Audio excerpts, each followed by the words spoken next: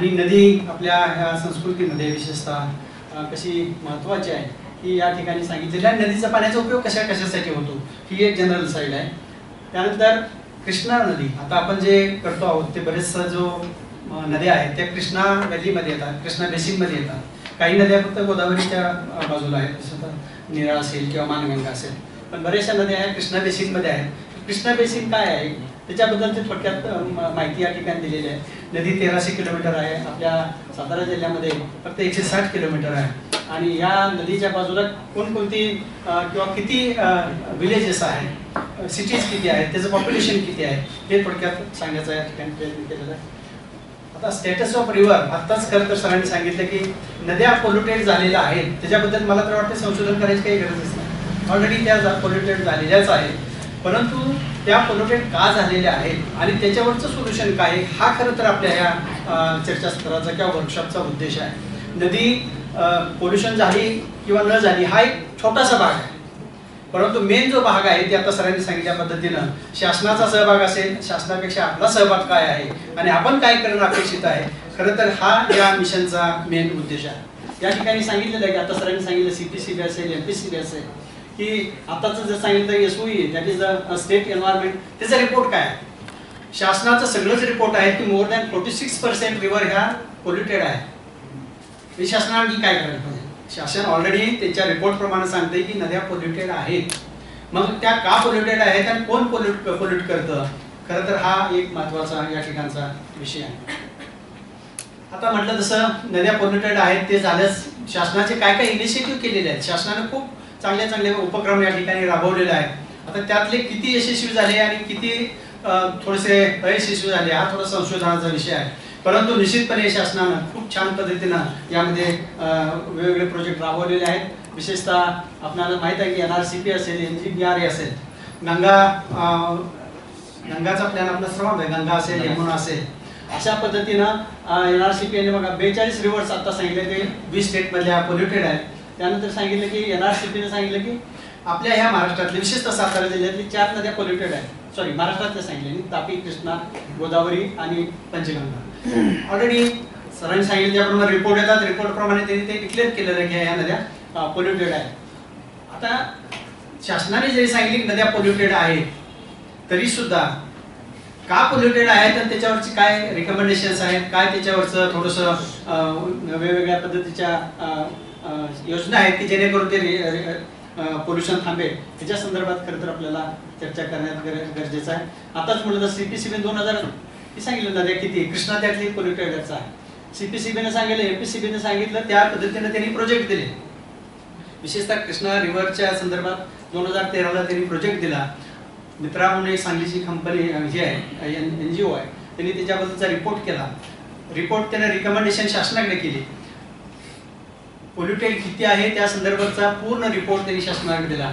शासनाने काय केलं की ते रिपोर्ट बघितल्यानंतर ज्या काही एजन्सीज आहेत, ज्या एजन्सी पोल्युटेड करतात, पोल्युशन करतात, उदाहरणार्थ काही सिटीज असतील, काही इंडस्ट्रीज असतील, तर त्यांना काय केलं तर त्यांनी कॉरेस्पॉन्डन्स केला, पत्र लिहिली, त्यावर काय ऍक्शन काय घेतली, कितपत घेतली काही माहीत नाही. परंतु निश्चितपणे सरांनी सांगितल्याप्रमाणे त्याच्यामध्ये खूप ऑब्स्टॅकल्स आहेत. एखाद्याबद्दल आपण ज्यावेळा रिपोर्ट करतो त्याच्यावर पॉलिटिकल असेल, आता इतर प्रकारचे काही बंधन आहेत. खरं तर हा जो भाग आहे तो आपण हे मिशन का करतो आहे, मी एकटा किंवा कुठली एखादं इन्स्टिट्यूट जर एखादं काम करत असेल तर निश्चितपणे त्याच्यावर दबाव येण्याची शक्यता आहे. परंतु जिल्ह्यातील सर्व महाविद्यालय, 25 महाविद्यालय, 30 महाविद्यालय ज्यावेळेला एखादी गोष्ट सांगतात की बाबा ही अशी सर परिस्थिती आहे, त्यावेळेला कोणतेही अधिकारी, मग ते MPCBचे असतील, कलेक्टर असतील किंवा इव्हन जिल्हा परिषद असतील, तर ते निश्चितपने त्याचा कॉग्निझन्स घेतील. हा खरं त्यातला उद्देश आहे. अवेअरनेस डेव्हलप करणे आणि थोडंसं लोकांच्या मधून दबाव आणणे चांगल्या पद्धतीने, चांगल्यासाठी, पॉलिटिकल दबाव नाही. परंतु हा जो दबाव आहे तो जर शासनावर आला तर निश्चितपणे त्यातून काहीतरी चांगलं निघेल. एकाने कुणीतरी सांगून निश्चितपणे त्याच्यावर पर्याय निघत नाही. खरं तर हाच त्या मिशन फॉर रिव्हरचा या ठिकाणी प्रोजेक्ट आहे. शासनाचा आणखीन एक प्रोजेक्ट होताच मागे, चला जाणूया नदीला, त्या ठिकाणी सुद्धा त्यांनी थोडंसं चांगल्या पद्धतीने काम केलं. पण तो मगाशी एका मुलीने सांगितले की आपण उद्या आज नदी स्वच्छ केली, उद्या आणखीन घाण केली तर काय करायचं, किंवा त्याच्याबद्दलचं फंडिंगचं काय करायचं. खरं तर याला फंडिंग लागतंय, आपण ती पुढे घेणार आहोत थोडंसं काय करायचं आहे ते. आता हे मिशन फॉर रिव्हर काय आहे, आता सांगितल्याप्रमाणे 25 कॉलेजेस आत्ता आहेत. खरं तर 28 ते 30 कॉलेजेस आहेत, परंतु 25 कॉलेज बरोबर आपला छान पद्धतीने संवाद चालू आहे. त्यातल्या 20 कॉलेज बरोबर आपला MOU ऑलरेडी झालेला आहे. 5-6 कॉलेज ते करतात ते MOU. बेसिकली स्टडी पोल्युशन आणि कॉन्झर्वेशन. नुसतं पोल्युशनचं स्टडी नाही करायचं, आपल्याला या ठिकाणी संवर्धन कसं करता येईल याचा खरं तर प्रामुख्याने आपल्याला या ठिकाणी अभ्यास करायचा आहे. आताच म्हणजे 15 रिव्हर्स आहेत, त्या वेगवेगळ्या रिव्हर्स या सातारा जिल्ह्यामधल्या आहेत. खरं तर ते 18-19 रिव्हर आहेत, मायनर वगैरे आहेत, परंतु आपण या ठिकाणी 15 रिव्हर या स्टडीसाठी घेतलेले आहेत आणि 25 महाविद्यालय आपण या ठिकाणी इन्क्लूड केलेले आहेत. ह्या मिशन फॉर रिव्हरचं काय काय ऍक्टिव्हिटी आपण या ठिकाणी वेगवेगळे प्रोजेक्ट घेणार आहोत. आणि ते प्रोजेक्ट कसे घेणार आहोत तर फॅकल्टी बेस्ड प्रोग्राम प्रोजेक्ट घेणार आहोत. आता इंजिनिअरिंग कॉलेज असेल, लॉचं कॉलेज असेल, आर्ट कॉलेज असेल, कॉमर्स कॉलेज, सायन्स कॉलेज, मॅनेजमेंटचं कॉलेज असेल, त्या कॉलेजला रिलेटेड आपण प्रोजेक्ट देण्याचा या ठिकाणी प्रयत्न करणार आहोत. उदाहरणार्थ आपण जर इंजिनिअरिंग कॉलेज घेतलं तर new technology in controlling the pollution. Naveen technology काय आहे? आपण जे आता सरांनी सांगितलं, आपण परदेशात जातो त्यांचं गुणगान गातो, सिंगापूरला युरोपमध्ये जातो, नद्या स्वच्छ असतात ते आपण सगळं बघतो. इथं आले आपण काय बघतो ते आपल्याला माहित आहे. परंतु त्यांनी काय मेजर घेतले, त्यांनी काय ऍक्शन घेतली, कशा पद्धतीनं त्यांनी टेक्नॉलॉजी वापरली, हा जर आपण स्टडी केला आणि जर समाजाच्या पुढे आणला, शासनाला जर आपण दाखवून दिलं की अशा पद्धतीनं जर केलं तर हे रिझल्ट त्या ठिकाणी येत आहेत, तर मला वाटतं ह्याचा इफेक्ट जो आहे, आपलं शेवटी उद्देश एकच आहे, नद्यांचं संवर्धन झालं पाहिजे, नद्या स्वच्छ झाल्या पाहिजेत, पोल्युशन विरहित राहिल्या पाहिजेत, हाच आपला मोठो आहे. मग तो कोणत्या पद्धतीनं साध्य करायचा हा ज्या त्या महाविद्यालयानं त्या ठिकाणी ठरवायचा आहे आणि त्या पद्धतीनं आपण त्या ठिकाणी प्रोजेक्ट घेणार आहोत. रोल ऑफ NGO, बऱ्याचशा NGOनी काम केलेलं आहे की जेणेकरून त्या नद्या स्वच्छ होतील. तर कुठल्या अशा नद्या अशा कुठल्या NGO आहेत देशामध्ये किंवा परदेशामध्ये की त्यांनी अशा पद्धतीनं काम केलं? कारण तशाच पद्धतीने जर आपण काम केलं तर काम सोपं होण्याची शक्यता आहे. म्हणून आपण अशा टाईपचा एक प्रोजेक्ट काय लोकांना देतो आहोत. आता इंजिनिअरिंग कॉलेज सेन्सर डेव्हलप करतात. आता पोल्युशनची स्टडी करतोय. आता आपलं MPCB असेल, नवीन टेक्नॉलॉजी वापरून निश्चितपणे त्या ठिकाणी पोल्युशनचा स्टडी करताय. परंतु आणखीन काही ऍडव्हान्स टेक्नॉलॉजी आहे का? इमिजिएटली रिझल्ट घेता येतात का? बऱ्याच वेळा काय होतं, आपण ज्यावेळेला पाणी टेस्ट करतो ते रिपोर्ट येतो आणि ते रिपोर्ट जवळ येईपर्यंत किंवा रिपोर्ट येईपर्यंत ते नदी सांगलीपर्यंत पोहोचलेलं असतं. म्हणजे त्या रिपोर्टचा किती त्याचा उपयोग होतो, काय परिणाम होतो, त्याचा ऍक्च्युअली इफेक्ट होतो का नाही होतो, त्याच्याऐवजी आता समजा BOD असेल, कमीत कमी 4 दिवस 5 दिवस लागतात BODचं रिडिंग घ्यायला. परंतु अशी काही टेक्नॉलॉजी आहे का की लगेच BOD आपल्याला ते सांगेल, लगेच आपल्याला DO समजेल, COD काढता येईल, कोलिफॉर्म्स काढता येईल. असं जर कळलं तर आपल्याला काय होईल, त्याचा इमिजिएट त्याचा इफेक्ट काय होतोय किंवा इमिजिएट आपल्याला त्याच्याबद्दल काय मेजर घेता येतील ते निश्चितपणे समजेल. तर अशा टाईपचे सेन्सर्स जर आपल्याला डेव्हलप करता आले किंवा जे सेन्सर्स आहेत ते उपयोग करता आले आणि त्या पद्धतीने जर उपयोग केला तर निश्चितच त्याचा उपयोग होईल. आता सगळ्यात महत्त्वाचं जे भाग आहे त्यात मगाशी म्हटल्याप्रमाणे पब्लिक अवेअरनेस पाहिजे. लोकांना वाटलं पाहिजे की नदी स्वच्छ झाली पाहिजे. शासनाला वाटून उपयोग नाही, लोकांना वाटलं पाहिजे घाण आहे, वास येतोय, जनावर पीत नाहीत, आपल्याला तिथं हात लावता येत नाही, मासे मारतायत, हे त्या लोकांना वाटलं पाहिजे. तर आणि तरच त्याच्यावरचे मेजर्स करता येईल, तरच शासन त्यामध्ये भाग घेईल. शासनाला काय पडले, तुमच्या नदीमध्ये काय झालं, ज्या वेळेला त्या लोकांनी तिथं थोडंसं त्या पद्धतीनं जर तिथं उठाव केला, उठाव इन द सेन्स त्यांनी जर आपल्याला त्या ठिकाणी सांगितलं की बाबा असं असं प्रॉब्लेम्स आहेत, त्याच्यासाठी पब्लिक अवेअरनेस कॅम्पेन महत्त्वाचं आहे. रिव्हर क्लीनअप प्रोजेक्ट्स आहेत. आता आपण तुम्ही गुगलवर अतिशय सोपं झाले, ज्या नद्या पोल्युटेड आहेत त्या कशा पद्धतीनं स्वच्छ केल्या जातात, समुद्र किंवा ओशन आता बघितलं आपण, प्लास्टिक पोल्युशन मागे सांगितलं कोणतरी, ते कशा पद्धतीनं स्वच्छ केलं, नवीन टेक्नॉलॉजी काय आहे, नवीन मशिनरी काय आहे, ह्याचा जर आपण स्टडी केला आणि निश्चितपणे त्याचा उपयोग झाल्याशिवाय राहणार नाही. कम्युनिटी रिव्हर वॉच ग्रुप, आता मग म्हटलं की आज नदी स्वच्छ केली आणि उद्या जर लगेच घाण केली तर करायचं काय? खरं तर त्याच्यावर सुद्धा आपण शासनाला अशा पद्धतीनं रिकमेंडेशन केलं पाहिजे की त्या ठिकाणी वॉच ग्रुप असले पाहिजे. जसं ग्रामपंचायतीत ग्रामसेवक असतो किंवा शिपाई असतो, तशा पद्धतीनं त्या ठराविक पट्ट्यासाठी एखादा कम्युनिटी रिव्हर जे आहे ना, कम्युनिटी रिव्हर वॉच ग्रुप का असू नये, प्रत्येक गावातला एक त्या ठिकाणी कॅन्डिडेट असून असा वॉच ग्रुप जर केला तर निश्चितपणे, आता मग म्हटलं संगमावली आम्ही बऱ्याच वेळा जातो, कुलपल सर आहेत, आम्ही बऱ्याच वेळा त्या ठिकाणी व्हिजिट केलं. बऱ्याच वेळा काय होतं, नदी गणपती विसर्जनानंतर क्लीन केली जाते, 1-2 दिवसांत तर आहे तशीच आहे, तिथं रावटे असतात, आजूबाजूची लोक येऊन राहतात, सगळे घाण करतात. म्हणण्याचा अर्थ असा की तिथं बघणार कोण नाही, विचारणार कोण नाही, आणि जर विचारलं तर तुम्ही कोण विचारणार, हा एक त्यांच्या मागचा, कारण त्यांना काही अधिकारच नाही. तुम्ही मी जाऊन त्यांना म्हणू शकत नाही तू रावटी इथं काय टाकलीस, तू इथं काय घाण करतोस, आपल्याला काय अधिकार आहे. म्हणण्याचा अर्थ असा आहे की असे जर काय वॉच ग्रुप्स केले, त्यांना जर काय अधिकार दिले तर निश्चितपणे त्या ठिकाणी त्याला आळा बसल्याशिवाय राहणार नाही. हे करणार कोण? शासन करेल, पण त्यांना मागणी कमी करायची. तर ही मागणी जी करण्याची भाग आहे तो ह्या आपल्या ह्या मिशनतर्फे मला वाटतं त्या ठिकाणी जर केला तर शासन निश्चितपणे त्या ठिकाणी विचार केल्याशिवाय राहणार नाही. आता मग अशी म्हटल्याप्रमाणे आपण कॉलेजला प्रोजेक्ट देतोय. शक्यतो आपण काय करतो, ज्या त्या कॉलेजच्या परिसरातली जी नदी आहे ती नदीच्या संदर्भात आपण पूर्ण स्टडी करणार आहोत. त्यामध्ये आर्ट्स असेल तर आर्ट्सच्या पद्धतीनं तो स्टडी करणार आहे, सायन्स असेल तर पोल्युशनच्या संदर्भात असं आपण जे ऑलरेडी दिलेले आहेत प्रोजेक्ट. कुठल्या कॉलेजला कुठला प्रोजेक्ट आहे ते आपण नंतर सांगूया. त्या ठिकाणी स्टुडंट शक्यतो एका प्रोजेक्टमध्ये 5 असतील, पार्टिसिपंट असतील. ते हे कशासाठी आपण करतोय हे साहेब आम्ही थोडासा असा विचार करतोय की आता आपण सुरुवातीला जे करतोय तो एक पायलट प्रोजेक्ट करतोय. पायलट प्रोजेक्ट म्हणजे त्यासाठी आपण वेण्णा नदी सिलेक्ट केलेली आहे. आणि वेण्णा नदी का सिलेक्ट केली तर वेण्णा नदी ह्या पोल्युटेड ह्याच्यामध्ये ती आहे. अगोदर आम्ही उरमोडी घेणार आहोत पण उरमोडी ऑलरेडी पोल्युटेड आहे असा रिपोर्ट कुठं नाही. तर वेण्णा नदी ही पोल्युटेड आहे असा रिपोर्ट आहे. म्हणून आपण काय केलंय तर वेण्णा नदी ही आपण एक पायलट प्रोजेक्ट म्हणून घेतलाय. त्या ठिकाणी 5 महाविद्यालय दिल्यात वेगवेगळ्या फॅकल्टीची, सायन्स असेल, लॉ असेल, मॅनेजमेंट असेल, आर्ट असेल, कॉमर्स असेल. आणि त्या 5 कॉलेजनी तो एक पायलट प्रोजेक्ट करायचा पूर्ण त्या वेण्णाच्या उगमापासून ते संगमावलीपर्यंत पूर्णपणे त्याचा वेगवेगळ्या अँगलमधून त्याचा पूर्ण स्टडी करायचा, पायलट प्रोजेक्ट करायचा. आणि हा पायलट प्रोजेक्ट आपल्याला दुसरीकडे परत राबवतोय. अशा पद्धतीनं ह्या वर्कशॉपमध्ये आपण तसा पायलट प्रोजेक्ट देतोय. प्लस ही 5 महाविद्यालय सोडून इतर जी महाविद्यालय आहेत त्यांना आपण नद्या वाटून दिलेल्या आहेत, परिसर वाटून दिलेला आहे, टॉपिक वाटून दिलेले आहेत. त्या पद्धतीनं त्या ठिकाणी त्यांनी काम करावं ही अपेक्षा आहे. हा जो प्रोजेक्ट आहे तो कारण काय खूप लांबवण्यात काही पॉईंट नाही. आपण या ठिकाणी खूप अगदी काय पोल्युशनचा स्टडी करतोय असला भाग नाही. सर्वे महत्वाचा ह्या ठिकाणी सर्वे आपण करतोय, लोकांचा रिस्पॉन्स घेतोय, लोकांच्याकडून माहिती घेतोय. पोल्युशन झालेलं आहे सर्वांना माहिती आहे. पोल्युशन करणे हा एक भाग आहे परंतु मेन भाग नव्हे. मेन भाग आपला ते वाचवणं, नदी वाचवणं आणि कशा पद्धतीने वाचवणे हा त्यातला खरं तर एक मेन उद्देश आहे. 6 महिन्याच्या आत प्रोजेक्ट द्यावा अशी अपेक्षा आहे. प्रोजेक्ट अनालिसिस होईल. प्रोजेक्ट म्हणजे फक्त काहीतरी असं निबंध टाईप असं लिहिलेलं असं नाही, अतिशय सायंटिफिक पद्धतीनं तो आपल्याकडे 2 प्रोजेक्ट आहेत. ऑलरेडी वायसी कॉलेजने एक प्रोजेक्ट केलेला आहे आणि पुशेगाव महाविद्यालयाने एक प्रोजेक्ट केलेला आहे. अतिशय सायंटिफिक पद्धतीनं तो प्रोजेक्ट केलेला आहे. कसा केलेला आहे हे आपल्या सर्वांना वाटलं तर दाखवता येईल. त्या प्रोजेक्टप्रमाणे आपल्याला ते प्रोजेक्ट करायचं आहे. आणि कम्प्लिशन झाल्यानंतर मी म्हटल्या पद्धतीनं हे जो प्रोजेक्ट आहे तो काही एक्सपर्ट्स असतील, त्या एक्सपर्टतर्फे तो प्रोजेक्ट हा चेक केला जाईल, तपासला जाईल आणि काय त्या त्रुटी असतील किंवा काय आणखी त्याबद्दल असतील त्याबद्दल त्यांना गाईडलाईन करता येईल. आणि हा जो रिपोर्ट आहे शेवटी हा आपण शासनाकडे सबमिट करणार आहोत. शेवटी शासन सर्व करणार आहे. आपण ड्रीम फाउंडेशन, वायसी इन्स्टिट्यूट किंवा कुठले एखादं महाविद्यालय काही करू शकत नाही.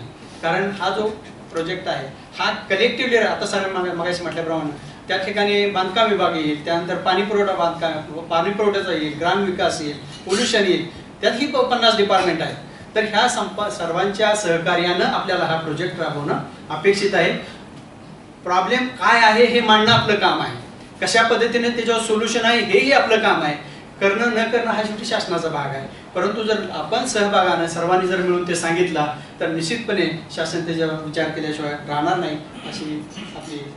आता मी म्हटल्याप्रमाणे यात रयत शिक्षण संस्थेतले आत्ता आजच्या घडीला 12 महाविद्यालय आहेत. बाकीची अजून जी महाविद्यालय त्यात अजून त्यांच्याबरोबर MOU झालेला नाही. ज्यांची MOU झालेली आहे त्यांचीच फक्त या ठिकाणी नावं घेतलेली आहेत. आपल्या रयतमध्ये 12 महाविद्यालयात आहेत आणि इतर संस्थेची विशेषतः स्वामीचे असेल, कराडचं जे आहेत सायन्स कॉलेज आहे कराडचं, त्यानंतर हे आहे आपलं कृष्णा महाविद्यालय आहे, कृष्णा युनिव्हर्सिटी आहे, वडूजचं कॉलेज आहे, अशी महाविद्यालय आहेत. आता म्हटल्याप्रमाणे अजून एक 8 ते 10 महाविद्यालयात आपण MOU करतो आहोत, त्याच्यावर चर्चा चालू आहे. आणि ते झाल्यानंतर आपल्याला कमीत कमी 25 महाविद्यालय यामध्ये इन्क्लूड होतील ही निश्चितपणे मला सांगायचं आनंद वाटतो. दुसरं एक महत्त्वाचं मला सांगण्या थोडंसं विशेषतः मी ज्या ज्या ठिकाणी महाविद्यालयामध्ये गेलो आमच्याबरोबर काही 4-2 लोक होते. कोणत्याही महाविद्यालयानं ह्याच्याबद्दल नाराजी व्यक्त केली नाही. सर्वांना असं वाटतंय की ते झालं पाहिजे पण ते सर्वांच्या मदतीने झालं पाहिजे हेही आपण त्या ठिकाणी समजून घेणं गरजेचं आहे. मला वाटतं आतापर्यंत आपल्याला बरेचशा महाविद्यालय अतिशय चांगल्या पद्धतीनं मदत केलेली आहे. आपण सर हे जे काही महाविद्यालय आहेत त्यांना आपण एक प्रोजेक्ट देतो आहे आणि त्या प्रोजेक्टसाठी थोडंसं फंडिंग मागे खूप फंडिंग नाही आहे, परंतु काहीतरी त्यांना मानधन. शेवटी त्या ठिकाणी विद्यार्थी काम करणार आहेत, त्यांना प्रवासाचा खर्च असेल, टायपिंगचा खर्च असेल, बाइंडिंगचा खर्च असेल, अशा पद्धतीचा जो काही खर्च आहे तो खर्चासाठी आपण 5-5 हजार रुपये प्रत्येक महाविद्यालयाला या ठिकाणी आज देणार आहोत. ज्यांचा MOU झालेला आहे त्यांना, हे सर्वात महत्त्वाचं आहे. कारण ज्यांचा MOU झालेला नाही त्यांनाही द्यायचं आहे, पण ते MOU झाल्यानंतर द्यायचं आहे. कारण संस्थेलाही काही रिस्ट्रिक्शन्स आहेत. तुमचा जर काय संबंध असेल, त्यांच्याशी जर MOU असेल, सामंजस्य करार असेल, तरच आपण त्या ठिकाणी पैसे देऊ शकतो. कारण त्यालाही शेवटी शासनाचा ऑडिट आहे आणि त्या पद्धतीनं आपल्याला जाणं गरजेचं आहे. ज्या महाविद्यालयाचा MOU झालेला आहे त्यांना आपण आजच त्याचे चेक या ठिकाणी आपण देणार आहोत. या ठिकाणी खूप छान पद्धतीनं चर्चा होते आहे खरं तर, आणि ह्या मिशन फॉर रिव्हर त्याला चांगल्या पद्धतीचं स्वरूप या ठिकाणी येईल अशी मी अपेक्षा व्यक्त करतो आणि थांबतो. जय हिंद, जय. आज हे कार्यशाळा इथं घेतलेली आहे आणि विविध सातारा जिल्ह्यातील विविध महाविद्यालयातील विद्यार्थी शिक्षक वर्ग यांना इथं आमंत्रण देऊन बोलवलेलं आहे. परीक्षा चालू असताना सुद्धा खूपसे महाविद्यालय यामध्ये सामील झालेली आहे. त्यांचंही मी मनापासून अभिनंदन करतो. पाणी या विषयावर सर्व जगात चर्चा चालू आहे. आपण असं काय वाचतो, काय म्हणतो की भविष्य काळात जर युद्ध झाले तर पाण्यासाठी होते. हे पाणी किती महत्वाचं आहे याची जाणीव आपल्याला नाही. त्याचं कारण आपल्याला मुबलक पाणी आहे. आपण जर इस्रायल किंवा इतर देश पाहिले की तिथं पाणी शेतीसाठी पाणी मिळत नाही. ठिबक सिंचन पद्धती इस्रायलमध्ये निर्माण का झाली तर पाण्याची स्कॅर्सिटी असल्यामुळे त्यांनी शोधून काढलं की आपण ठिबक सिंचन केलं तर कमीत कमी पाण्यामध्ये उत्तम शेती करता येते. त्यांना पाण्याची किंमत आहे, आपल्याला नाही आहे किंमत याची. त्याचं कारण आपल्याला मुबलक पाणी. आपण नशिबवान आहोत. आपल्याला नेहमीची येतो पावसाळा, बरोबर फिरत त्यावेळेला पावसाळा येतो आणि भरपूर पाऊस पडतो, पण आपल्याला त्याची चिंता नाही. आपण जे पाणी पडतं त्यातलं 10% सुद्धा पाणी आपण अडवत नाही. भविष्य काळात जर 71 सारखा दुष्काळ पडला तर आपल्याला काय परिस्थिती निर्माण होईल. 140 कोटी लोक आहेत. 71ला जो दुष्काळ पडला तसं 1 वर्षभर पाऊसच पडला नाही त्यावेळेला. तशी जर परिस्थिती निर्माण झाली तर आपली आर्थिक परिस्थिती काय होईल आणि आपल्या प्रत्येक व्यक्तीची परिस्थिती काय होईल, तर पाण्याची किंमत किती आहे ही आपण त्याची जाणीव केली पाहिजे. म्हणतात ना, पृथिव्याम त्रिरत्नानि जलम अन्नम सुभाषितम. पृथिव्याम त्रिरत्नानि जलम अन्नम सुभाषितम मूढैः पाषाण खंडेषु रत्न संज्ञा विधीयते. पृथ्वीवर 3च रत्न आहेत, जल, अन्न आणि सुभाषित म्हणजे ज्ञान. आपण दगडाच्या तुकड्याला म्हणजे हिरे माणको याला आपण म्हणतो की रत्न, पण ती रत्न नाहीये. ही 3च रत्न आहेत पृथ्वीवर, जल, अन्न, सुभाषित, ज्ञान. तर आपलं हे जल जे आहे हे इतकं मोठं रत्न आहे, याचं जपणूक करणं. जसं आपण आपल्या घरामध्ये प्रत्येक रत्न आपल्या जे काही सोनं असेल ते जर जपणूक करतो तसं या पाण्याची जपणूक करण्याची गरज आहे. आता याच्यावर आपल्या सरांनी अतिशय विस्तृतपणे कल्पना दिली, अगदी साध्या भाषेमध्ये. तसंच देशमुख सरांनी त्यांचं या ड्रीम फाउंडेशनच्या वतीनं काय एम आहे, ऑब्जेक्टिव्ह काय ती सांगितली.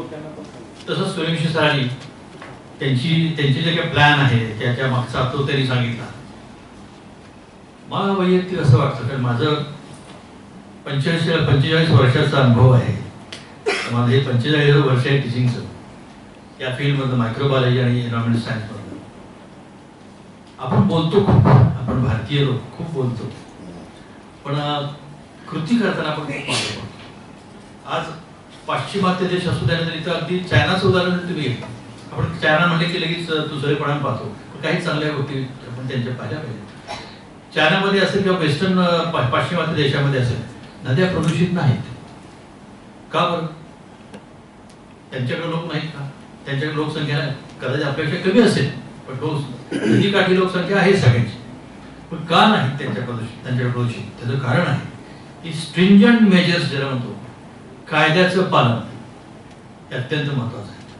मानसिकता आपली बदलायला पाहिजे. पहिल्याच महत्वाचं आपल्याला आपल्या देशातले कायदे हे जगात सगळ्यात स्ट्रिंजंट रूल्स आहेत. अतिशय कडक कायदे कुठल्याही जगात तर भारतातले. पण we are best planners and bad executors. आपल्याला एक्झिक्युशनच होत नाही. कायदे उत्तम आहेत, कृतीमध्ये येत नाही. आपल्याला कुणालाच कायद्याची भीती नाही आहे. जसं सरांनी की प्लास्टिक पिशवीत आपण ते निर्माल्य घेतो कुठे फेकतो नदीत थेट, का आपल्याला तेव्हा भीती वाटत नाही कायद्याची? आपल्याला कायद्याची भीती नाही. आपल्याला जर नद्या आपल्याकडे प्रदूषित झाल्या असतील आणि त्याचं पाणी जर आपल्याला जर ते प्रदूषित झालेलं पाणी हे जर स्वच्छ करायचं असेल तर चॅरिटी बिगिन्स ॲट होम. आपल्या घरापासून सुरुवात करायला पाहिजे. गव्हर्नमेंट करेल, महाराष्ट्र पोल्युशन कंट्रोल बोर्ड करेल, देशमुख सरांचं मंडळ करेल, ड्रीम फाउंडेशन करेल, असं विसंबून चालणार नाही. आपल्या घरापासून करायला पाहिजे. आपल्या घरामध्ये आपले पूर्वज जे राहत आले ते पाण्याचं नियोजन कसं करत असत? घरातलं पाणी, सांडपाणी जाणारं बाहेर, घराच्या आसपासच कुठेतरी त्याची व्यवस्था करत असत का नाही? घराच्या आसपासच ते पाणी तिथं रिसलं पाहिजे. तिथून कधीही ओढ्याला जात नसे पाणी, जर नदीच्या काठी तर नदीला सुद्धा जात नसे पाणी. तीच योजना आपल्याला करायला पाहिजे. माझं हे वैयक्तिक असं मत आहे. आपण हे जी योजना करतोय यामध्ये या सर्वांची मदत घ्या, कॉलेजेसची मदत घ्या, पोल्युशन कंट्रोल बोर्डाची मदत घ्या. पण हे करत असताना दोन गोष्टी आपल्याला करायला पाहिजे. एक, नद्या ज्या आहेत त्या खेड्याच्या आसपास ज्या नद्या आहेत त्या नद्याच्या बाबतीत आपला अप्रोच वेगळा असला पाहिजे. म्हणजे शहराच्या आसपास नद्या आहेत जिथे शहरातलं पाणी जर प्रदूषण होते त्याच्या बाबतीत वेगळा अप्रोच असला पाहिजे. ज्या खेड्याच्या आसपास आहेत म्हणजे आधी पहिल्यांदा आपल्याला सर्वे करायला पाहिजे. ही आपली कॉलेजेसची टीम आहे. म्हणजे मी सातारा जिल्ह्यातली कॉलेजेसची टीम तयार केलेली आहे. या टीमला पहिलं काम कुठलं द्यायला तर सर्वे. अगदी किती नद्या आहेत? तुम्ही 15 नद्या सांगितल्या. ठीक आहे, 15च्या 15 नद्या आहेत, त्याच्या काही पोल्युटेड असतील, काही नसतील सुद्धा. तरी सुद्धा त्या ज्या नाहीत त्या भविष्यकाळात होण्याची शक्यता आहे. एक ग्रहित धरून तुम्ही अगदी नद्याच्या उगमापासून ती नदी सातारा जिल्हा सोडेपर्यंत चा तुम्ही सर्वे घ्या की प्रदूषणची पातळी काय आहे, कुठं कुठं होत आहे, कशामुळे प्रदूषण होतं, ते प्रदूषण कशाचं आहे तेही तुम्ही शोधून काढा. त्यामध्ये जसं सरांनी फिजिकल पॅरामीटर तुम्हाला बघतील. केमिकलमध्ये तुम्हाला बघावं लागेल की जसं सरांनी केमिकल ऑक्सिजन डिमांड असेल, बायोलॉजीमध्ये बायोलॉजिकल ऑक्सिजन डिमांड असेल, बीओडी असेल, त्याचबरोबर हेवी मेटल्स असतील. आज तो मोठा प्रॉब्लेम आहे, आपण कधी त्यावर विचारच केला नाही. आर्सेनिक असेल किंवा जी क्रोमियम असेल, आर्सेनिक असेल, निकेल असेल, वेगवेगळ्या प्रकारचे मेटल्स आहेत. आपण त्याचा वापर करतो, शेतीमध्ये करतो, सगळ्या ठिकाणी करतो, इंडस्ट्रीमध्ये करतो आणि ते पाणी प्रदूषित होतं. आपण त्याचा विचारच करतो. दिसायला स्वच्छ दिसलं पाणी चांगलं आहे असं म्हणतो, ते चांगलं नसतं. फिजिकली, केमिकली आणि बायोलॉजिकली जे चांगलं आहे तेच पाणी चांगलं. दिसायला चांगलं आहे पाणी म्हणून चांगलं नाही. त्यामध्ये केमिकल पोल्युशन असू शकतं, मेटल्स हेवी असू शकतात त्यात आणि त्याचे जसे साईड इफेक्ट आहे ते स्लो लास्टिंग असतात. त्याला स्लो पॉइझनिंग म्हणतात. 6 महिन्यानंतर आपल्याला लक्षात येणार की मला असं का होतंय. 6 महिन्यापासून तुम्ही जे पाणी पिताय ना त्याचे ते परिणाम आहे. तो सर्वे करणं गरजेचं आहे आपल्याला की physical, chemical, biological parameters. Biological तुम्ही मागे ठेवून ते चालतील. Micro organisms 99% they are useful for you. Only 1% they can cause the disease if you give the opportunity. 99% आपल्याला हे जंतू उपयोगीच असतात सगळे. म्हणजे काय तर त्या जंतूला घाबरू नका. घाबरा कशाला तर फिजिकल आणि केमिकल पॅरामीटर्स ते पाण्यात सोडायचं काम कोण करतं? इंडस्ट्रीज करतात. वेगवेगळ्या इंडस्ट्रीज ज्या असतात विलेजेसमध्ये असतील, शहरामध्ये असतील, MIDC जिथनं त्यांचं जे वेस्ट बाहेर पडतंय ते वेस्ट महत्वाचं आहे. त्याचबरोबर जे आपल्या खेडोपाडी प्रत्येक खेड्यामधून जे आपलं डोमेस्टिक वेस्ट म्हणतो आपण सीवेज जे बाहेर पडतंय ते वेज याचा सर्वे करा की त्या प्रत्येक खेड्यात पहिला तुम्ही खेड्याचा सर्वे करा की खेड्यामध्ये त्यांच्यातनं प्रत्येक खेड्यामधनं बाहेर पडणारं, प्रत्येक घरातनं बाहेर पडणारं वेस्ट कुठं जाते, डोमेस्टिक सिवेज कुठं जाते. ग्रामपंचायती कदाचित एकत्र करत असतील आणि ते कदाचित तसंच ट्रीटमेंट प्लॅन नसले तर तसंच ओढ्याला जात असेल, वेगळ्या ओढ्यातून ते कदाचित कुठल्या तरी याच्यातून नदीला जात असेल अशी शक्यता आहे. तो सगळा सर्वे करणं गरजेचं आहे. आणि खेडोपाडी तुम्हाला करणं काय गरजेचं आहे. आज जे आपण म्हणतोय की आपण सोल्युशन काहीतरी काढू, शेकडो वर्ष प्रयत्न चाललाय, त्याला सोल्युशन मिळालं नाही. आपल्याला त्याचं कारण नाही महत्वाचं. आपण जर ॲट अ टाइम जसं शहरात जसं पुणे शहराचं आहे वेस्ट की लाखो मेट्रिक क्यूब वेस्ट एका ठिकाणी गोळा करायचं मग ते ट्रीट करायचं, असं अप्रोच चुकीचं आहे. डिसेंट्रलाइज करा. कुठेही असं डिसेंट्रलाइज कामात जर केलं का नाही की जे तुमचं 1 लाख मीटर क्यूब, एक मीटर क्यूब म्हणजे 1 lakh litre, 1000 litre, 1 lakh metre cube जर वेस्ट तुम्ही एकत्र घेऊन ट्रीट करत असाल तर त्याला जी तुम्हाला एनर्जी लागते जे मॅन पॉवर लागते तुमच्याकडे नाही आहे. तुम्ही त्याच्याऐवजी एक 5,000 मीटर क्यूबचे वेगवेगळे जर हे केलं, डिसेंट्रलाइज केलं का तर ते ट्रीटमेंट चांगली होऊ शकते आणि ते ट्रीट केलं वॉटर मग नदीत सोडलं तरी चालतं. हा अप्रोच अत्यंत महत्त्वाचा आहे आणि त्यासाठी आपण प्रयत्न करणं गरजेचं आहे. खेड्यामध्ये काय करायला पाहिजे तर cutting at the source. Waste जे आहे ते तुम्ही कटिंग ॲट द सोर्स केलं पाहिजे. तुम्ही हा विचारच करायला की खेड्यातलं पाणी शेजारच्या नदीत जाताच का हे परदेशातले सक्सेसचं यश हेच आहे त्यांच्याकडं की का नद्या पोल्युटेड नाही तर त्याच्यावर वेस्ट जातच नाही नदीत, तर पोल्युशन कसं होईल तिथं. त्यांनी खेडी जी आहे त्यांच्यावर खेडी आहे, खेड्यातलं जे काय वेस्ट आहे ते प्रत्येक खेड्यामध्ये त्यांनी काय केले 2 टँक उभे केलेले आहेत वेस्ट ट्रीटमेंट प्लॅन. एक साधा 1000 मीटर क्यूबचा टँक, एरेशन एकच एरेटर बसवला आहे आणि ग्रॅव्हिटेशनल फोर्स तो दुसऱ्या टँक मध्ये जातो ज्याला एक्सटेंडेड एरेशन म्हणतात. तिथं तो ट्रीट होतो आणि ते ट्रीट झालेलं वॉटर आहे त्याचा बीओडी जो आपण पॅरामीटर धरतो, शेतावरून भाताची परीक्षा म्हणतो ना, त्याचा बीओडी किती पाहिजे. Ideally 2 milligram per litre 2 ppm BOD असेल तर काही काळजी करायची ते वेळ डायरेक्टली पाण्यात टाका.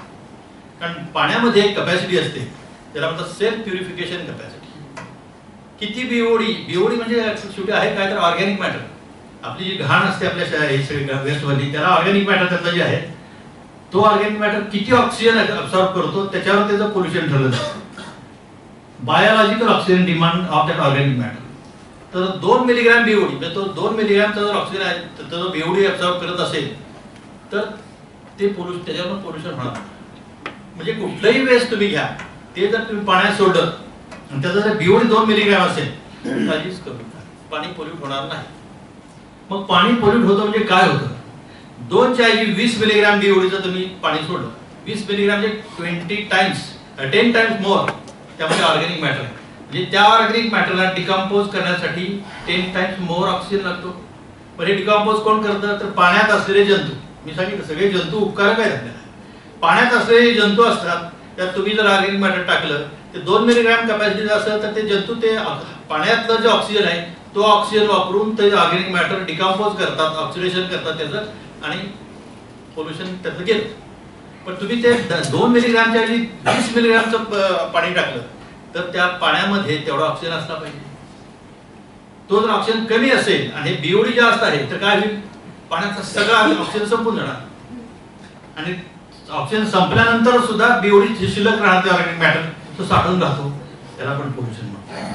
ऑक्सिजन शून्य झाला की त्यातले सगळे जे ऑक्सिजनवर डिपेंडंट प्राणी आहेत मासे असतील वगैरे सगळे मरून जातात. पण तिथं ते घाणेरडी कंडिशन त्यात मेलेल्या प्राण्यांची शरीरं हे आमचे जंतू सगळे जे त्या अनॅरोबिक कंडिशन मध्ये ग्रो होतात आणि त्याच्यामुळे ते पाण्याला घाण वास येतो, त्याचे फिल्दी कंडिशन्स आपण म्हणतो प्रदूषण झालं. याला मार्ग काय आहे.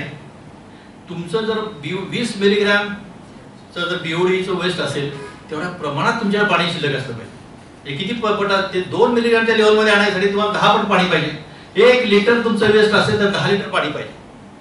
म्हणजे तुमच्याकडे जर हजारो मीटर क्यूब वेस्ट आत टाकत असणार तर तेवढ्या लेवलचं पाणी तुमच्या तेवढं पाणी जर असेल तर प्रदूषण होणार नाही.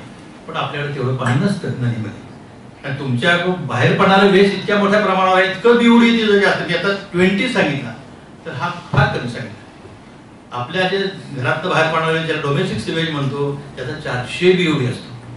ते 400 बीओडीचं वेस्ट पाण्यात जर तुम्हाला टाकून जर विदाउट पोल्युशन त्याचं डिस्पोज ऑफ करायचं असेल तर 2 मिलीग्रॅमच्या लेवलला आणायला पाहिजे. म्हणजे तुम्हाला किती पट पाणी करायला लागेल बघा, 200 पट पाणी पाहिजे. म्हणजे तुम्ही 1000 लिटर वेस्ट टाकलं 400 मिलीग्रॅमचं 200 पट पाणी असेल तरच प्रदूषण होणार नाही, अदरवाईज प्रदूषण होणार. हे जे गणित आहे हे सगळं निसर्गाचं गणित आहे सोप्या. तुम्हाला मग त्यासाठी काय करायला पाहिजे, पाण्यामध्ये जाऊनच द्यायचं नाही वेस्ट. सगळ्यात चांगला मार्ग पाण्यामध्ये जाऊन द्यायचं नाही. प्रत्येक खेड्यामध्ये मी जसं आता सांगितले 2 टँक उभे करायचे, शासनानं तो खर्च करावा. त्या टँकसाठी डेली तुम्ही तिथल्या तिथं पाण्याला तुम्ही अनालिसिस करू शकता. प्रदूषण मंडळाची जसं आता रिजनल सगळे सेंटर्स त्यांनी प्रत्येक अशा खेडोपाडी एक छोटी लॅब काढायची, एक छोटी ग्रामपंचायत टाकायची लॅब. त्यामध्ये रोजगार निर्माण तिथे तुम्ही पोल्युशनचा मायक्रोबायोलॉजीचा एन्व्हायरमेंट पोल्युशनचा एक विद्यार्थी बीएससी ग्रॅज्युएट विद्यार्थी आपण करू शकता आणि तिथं त्यांना ते अनालिसिस करायचं रोजच्या रोज हे ट्रीट होणारं वेस्ट व्यवस्थित ट्रीट होतंय का नाही. 2 टँक मधनं बाहेर पडणारा वेस्ट आहे त्याचा बीओडी हा 100च्या आसपास जरी आला तर डायरेक्ट शेतीला वापरता येईल पाणी. त्या खेड्यातलं पाणी डायरेक्ट शेतीला, हे कुठल्याही खेड्यातलं पाणी नदीत येणार नाही. हा भाग 1 करावा लागेल सर्वे करून. आणि अशा पद्धतीने अप्रोच करायला लागेल. पण जर शहरातलं असेल, मोठ्या शहरातलं पाणी, पुणे सातारा सारखं पाणी असेल की लाखो लिटर पाणी बाहेर पडतं, त्या पाण्याला हे आपण खेड्याचं अप्रोच उपयोगी पडणार नाही. पण त्याला सुद्धा डिसेंट्रलाइज करता येऊ शकतं. की आता एखादं शहर आहे, सातारा शहर आहे फॉर एक्झाम्पल, आणि तिथं 50 वार्ड आहेत. प्रत्येक वार्ड म्युन्सिपल कॉर्पोरेशन वार्ड आहे, तिथं कोणतरी म्युन्सिपल कॉर्पोरेटर असेल, त्याच्यावर जबाबदारी द्यायची. हे तुझा वार्ड आहे, तुझ्या वार्डमध्ये काय समजा 10,000 लोक राहतात, ती जे 500 घरं असतील, काय 1,000 घरं असतील, तिथलं जे पाणी येते त्याला वेगळं, जसं खेड्याचं सांगितलं तसं तिथं ते 2 टँक बसवा. तिथलं पाणी तुम्ही जे आहे ते 2 टँकमध्ये ट्रीटमेंट द्या, आणि ते ट्रीट झालेलं पाणी त्याचा BOD तुम्ही 2 किंवा सांगितलं 10च्या आसपास आणा, तो आणा तिथं, आणि मग त्या पाणी नदी सोडा. काही प्रॉब्लेम येणार नाही. कारण शहराच्या आसपास तुम्हाला शेतात सोडायला संधी नाही, शेतं नाहीये, पण ते नदीत त्यावेळेला सोडू शकता. त्यावेळी नदीत जेव्हा तुम्ही सोडाल, त्या नदीच्या पाण्यामध्ये तेवढी तेवढं पाणी असेल, आणि तुमचं जे पोल्युशन जे ट्रीटेड वॉटर आहे हे जर तुमचं 10 मिलीग्रामच्या खाली आलं असेल तर नक्कीच तिथं अजिबात पोल्युशन होणार नाही. हा जर अप्रोच ठेवून आपण जर, मी असं म्हणेन की आता आपण जे आता आहे हे वर्कशॉप घेतलेलं आहे, आपण काय करतो, कॉन्फरन्स अटेंड करतो, वर्कशॉप अटेंड करतो, मग 5:30 आपण घरी जाणार, आपण हे विसरून जाणार. ही आपली सवय आहे, भारतीय लोकांची सवय. तसं न होता तुम्ही याचं डिक्लेरेशन तयार करा. आज जे तुम्ही केलं ते ठराव तयार करा, आणि हे थ्रू पोल्युशन बोर्ड मी महाराष्ट्र गव्हर्नमेंटच्या त्या डिपार्टमेंटला, एन्व्हायरमेंट डिपार्टमेंटला पाठवा की आम्ही असं केलेलं आहे, असा आमचा प्लॅन आहे, अशी आमची आयडिया आहे. तर याला तुम्ही शासनाच्या लेवलला सपोर्ट करा. जसं मी आता सांगितलं की प्रत्येक खेड्याच्या लेवलला किंवा शहराच्या तुम्ही कॉर्पोरेशनच्या त्या वार्ड लेवलला तशा पद्धतीने ट्रीटमेंट प्लॅन उभे करा.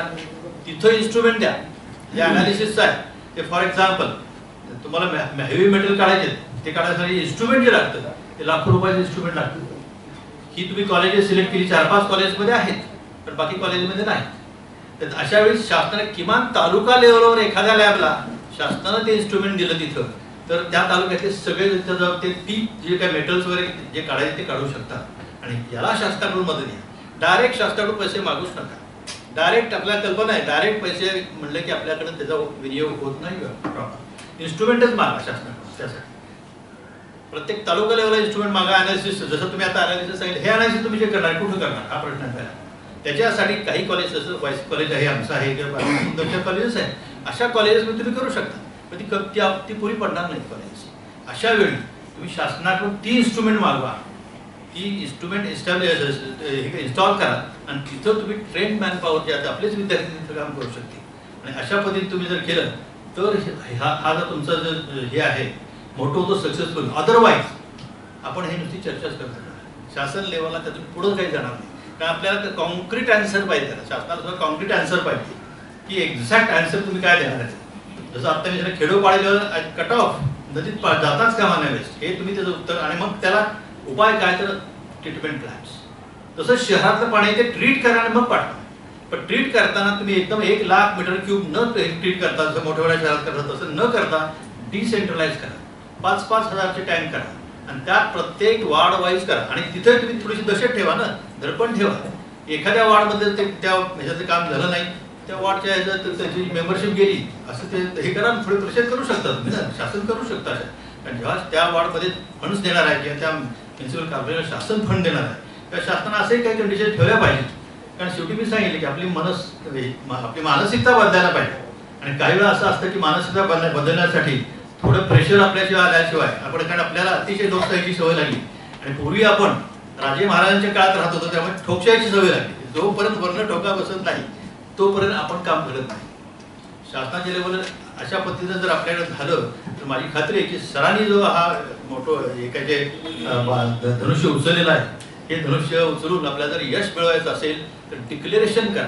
आणि तुम्ही जे ठराव पास करायचं आणि ते ठराव तुम्ही पास करून गव्हर्नमेंटला पाठवा, तर आपल्याला 100% यश मिळेल. आणि हे सातारा पॅटर्न ड्रीम फाउंडेशन चळवळ तुमची ही सातारा जिल्ह्याचा पॅटर्न तयार होऊन नुसत्या महाराष्ट्रात नाही तर अख्ख्या देशात तो वापरला जाईल अशी माझी खात्री आहे.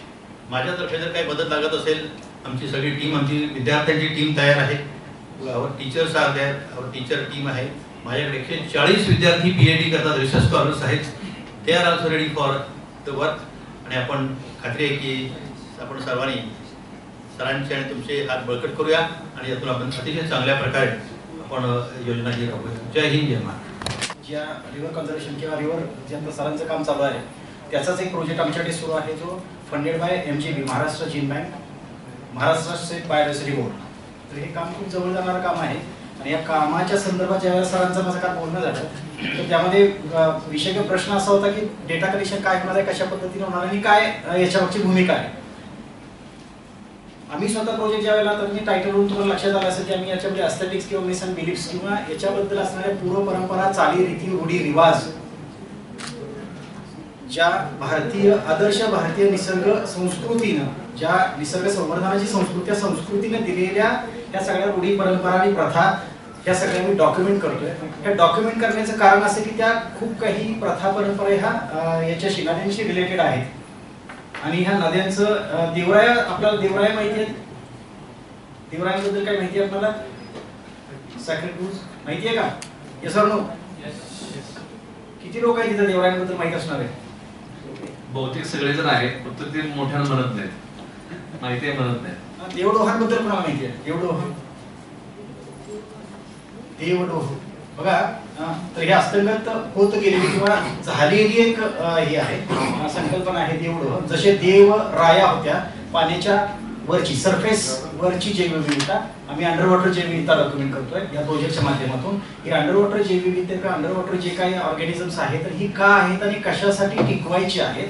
तर याचे जसे देवरायांचे भूपृष्ठावरील काही जनुकीय साठे होते तसेच जनुकीय साठे किंवा ठिकाण मी म्हणेन, जनुकीय हे म्हणेन कोश म्हणेन, हे कोश पाण्याखाली होते. पाण्याखालचे कोश साठवण्यासाठी किंवा तिथे जैवविविधता टिकवण्यासाठी त्या आधारित त्या परिसरामध्ये असणारं लोकजीवन सुकर आणि सहज करण्यासाठी या देवडोहांची निर्मिती किंवा स्थापना आणि तिथले त्याचं बळकटीकरण करण्यात आलेलं होतं. या सर्व गोष्टींचं डॉक्युमेंटेशन इथून पुढं 9 वर्ष आम्ही करतो आहे. 9 वर्ष आम्ही करणार आहोत. त्याचं पहिलं वर्ष आमचं आता सुरू आहे. माझ्याकडे साधारणतः 8 ते 10 जणांची टीम आहे. ती टीम ह्या पूर्ण डॉक्युमेंटेशनवर काम करते आहे. महत्वाची गोष्ट याच्यामध्ये नदी आणि नदीशी निगडीत जनजीवन, लोकजीवन, अगदी आर्किओलॉजिकल त्याच्यामधले हे म्हणजे फॉसिल्स पासून सुद्धा आम्ही त्याचा हे घेतो आहे ते आजच्या पोल्युशन पर्यंत, जो की सरांचा खूप महत्वाचा हे आहे. सरांना मी खूप शुभेच्छा देऊ इच्छितो. सर खूप छान काम सुरू आहे. MPC वर एक विनंती असेल सर, आपल्याकडे फंड्स आहेत. मी कुठल्याही पद्धतीने मीही शासकीय याच्यामध्ये काम करतो. मी सातारा जिल्ह्यासाठी ऑलरेडी वाईल्ड लाईफ वॉर्डन आहे. गेली 18-20 वर्ष झाली मी साताऱ्यामध्ये काम करतोय. तर तुमच्याकडे फंड्स आहेत सर. तुम्ही नाही तर म्हणजे मी म्हणू शकत नाही तुमच्याकडे फंड्स नाही आहेत. तुमच्याकडे फंड्स आहेत. तुमच्या 2 सर्व्हिस 2018-19 ते आधीच्या दरम्यान तुमच्या 2 तलावांची सर्व्हिस, तलाव पूर्ण जीवनाची 2 सर्व्हिसचे रिपोर्ट मी स्वतः करून दिलेले आहेत. तर मला असं वाटतं की सरांचा बळकटीकरण किंवा सरांनी जे मला सांगितलं की यांना बळकटी कशा पद्धतीने दिली, इन्स्ट्रुमेंटल आयदर फंडिंगच्या स्वरूपात जे आता सरांचं काम सुरू आहे त्यांना फंडिंगसाठी सर तुम्ही मदत करू शकता. सर प्रपोजल वगैरे सर ते सगळं हे करतील, स्वतःच्या खिशातून काम करेल. फंड्सशिवाय पैशाशिवाय काम होणार नाही अजिबात. आणि ज्या वेळेला तुमच्याकडे आता हे पायलट प्रोजेक्ट किंवा याच्यामधून ज्या वेळेला तुमच्याकडे काही डेटा येणार आहे तर ते डेटाच्या माध्यमातून तुम्हाला प्रिव्हेंटिव्ह मेजर सगळे करता येणार आहेत. आम्ही जे काम करतोय मी इथं बसण्याचं अजूनही कारण काय तर सरांच्या बरोबरीनं सर स्वार्थ समजा, गैरफायदा समजा परंतु मला वाटतं की आपण एकत्र ह्या गोष्टी करू शकतो ज्या की असा म्हणजे शेवटाला जाताना काय असणार आहे तर आपल्याला स्वच्छ शुद्ध हेतू काय तर कन्झर्वेशन करायचं नद्यांचं. तर या गोष्टीमध्ये ज्या काही सरांनी आता महाविद्यालयांची एमओयू केलेला आहे या प्रत्येक महाविद्यालयाशी मी स्वतः माझी टीम कॉन्टॅक्ट करेन. मी आपणाशी इथं फक्त माझी ओळख होण्यासाठी की आम्ही काय करतोय आणि काय करायचं आहे तर मी आपल्या प्रत्येकाशी संपर्क करणार आहे. आपल्या प्रत्येक महाविद्यालयाशी माझा संपर्क झाल्यानंतर आपलं काम जसं सरांचं काम आहे त्याच पद्धतीने मीही आपणासाठी काही काम आपण एकत्र येऊन काम करू इच्छितो ते काम सुरू करू. याच्यामध्ये फंडिंग किंवा त्या दरम्यानचा खर्च याच्या बाबतीत काय करता येईल त्या एक गोष्टी ठरवल्या जातील. अत्यंत महत्त्वाची गोष्ट या सर्व संशोधनामध्ये या 9 वर्षाच्या काळामध्ये खूप काही पब्लिकेशन्स निघणार आहेत. या पब्लिकेशनच्या मध्ये ज्या संस्थेनं, विद्यार्थ्यानं, व्यक्तीनं जे केलं असेल त्याचं त्याला क्रेडिट दिलं जाईल. आणि मला वाटतं ह्या गोष्टी तुमच्या एज्युकेशन करिक्युलममध्ये खूप एक महत्त्वाच्या गोष्टी आहेत. तर मला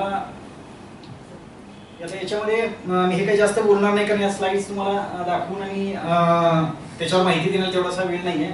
तर मला वाटतं हे जे चित्र आहे मला या चित्रासाठी काम करायचं आहे. डायग्रामच्या या उजव्या बाजूच्या चित्रासाठी काम करायचं. धन्यवाद. आणि ड्रीम फाउंडेशनच्या वतीनं वर्कशॉप आयोजित केलं आहे आणि त्यामध्ये 25 महाविद्यालय या ठिकाणी काम करणार आहेत. बऱ्यापैकी तुम्हाला सगळ्यांना माहिती असेल की भारतामध्ये डॉक्टर अभय बंग आणि राणी बंग हे अशा प्रकारचं काम त्यांनी बऱ्याच वर्षापासून हातात घेतलेलं आहे.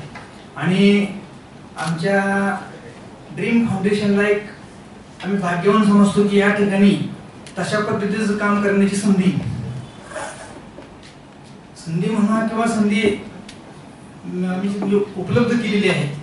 आणि त्या संधीचा आपण सर्वांनी फायदा घ्यावा. अगदी मनापासून हृदयापासून प्रत्येकाने या ठिकाणी काम करून एक समाज जागृती होण्यासाठी आपण सगळ्यांनी प्रयत्न करावा एवढी एक अपेक्षा आपल्या सर्वांच्याकडून मी करतोय.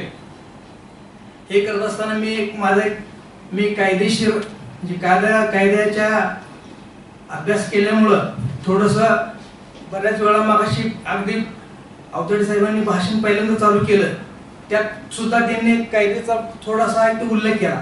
आणि शेवटी पटाडे साहेबांनी ज्यावेळेला भाषण केलं म्हणजे त्यांचं ज्यावेळेला मनोगत चालू त्यावेळेस सुद्धा कायदा आपला कठोर आहे. म्हणजे हे सगळे कामं करत असताना कायदा किती महत्वाचा आहे म्हणजे ओव्हरऑल. तर त्या ठिकाणी आपण ह्या नदी संवर्धनाच्या बाबतीत आपण ज्या वेळेला विचार करतोय त्यावेळेला भारतामध्ये पहिला 1974ला कायदा आला. त्याच्यानंतर त्याच्यात परत आणखी पुनरावृत्ती झाली आणि 1995ला परत दुसरा कायदा आला. म्हणजे प्रत्येक वेळेला कायदे बदलत गेले. अगदी 6 एप्रिल 2011ला म्हणजे NWP म्हणजे नॅशनल वॉटर मिशन असा एक पूर्ण म्हणजे कायदा आला. त्यात त्यांनी तरतूद अशी केली होती 196 कोटी रुपये त्यांनी त्या कायद्याच्या माध्यमातून त्यांनी 2017 पर्यंत काम करायचं होतं. आणि हे काम करत असताना काही कायदेशीर बाजू असतील म्हणजे एखाद्या कारखान्यानं जर प्रदूषण केलं तर त्याच्यावर काय कारवाई करायची कशी करायची अगदी त्यामध्ये फंडिंग सुद्धा आपण हे आता जे प्रोजेक्ट आहेत ते प्रोजेक्ट सुद्धा त्याच 2011च्याच कायद्याप्रमाणे त्या प्रोजेक्टला सुद्धा म्हणजे काय म्हणतो आपण त्या संस्थांना म्हणजे आमच्या फाउंडेशनला सुद्धा आम्ही ते मागणी करणार आहोत.